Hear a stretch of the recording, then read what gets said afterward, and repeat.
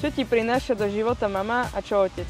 Tak mamka určite je pre mňa vzorom trpezlivosti, lebo fakt, že či už sa to týka mňa, mojich bratov, alebo takedy aj môjho ocka, tak fakt, že si dokáže zachovať tú chladnú hlavu, ukazuje tú bezpodmienečnú materskú lásku. Fakt, že musím uznať, že musí byť taký naozaj náročné. Otec je pre mňa tiež takým vzorom istoty, že naozaj fakt, že nech som hoci kde, bude tu pre mňa. V oboch mám tú istotu, že kedykoľvek sa na nich môžem spoľahnúť.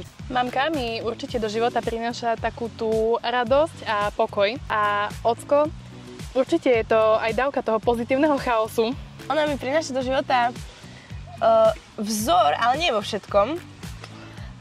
Vzor asi v tom, ako berie veci. Ona sa snaží tak celkom optimisticky brať tie veci a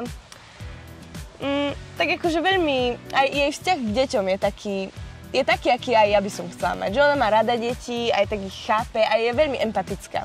Aj moja mamka je dosť empatická, takže asi empatiu. Otec mi prináša do života veľa vedomostí. On je zase taký, že má rád, je taký zvedavý, všetko ho zaujíma, vo všetkom si nájde niečo, čo ho zaujíma, aj v nejakej úplne najnudnejšej veci. Takže takú zvedavosť mi asi prináša.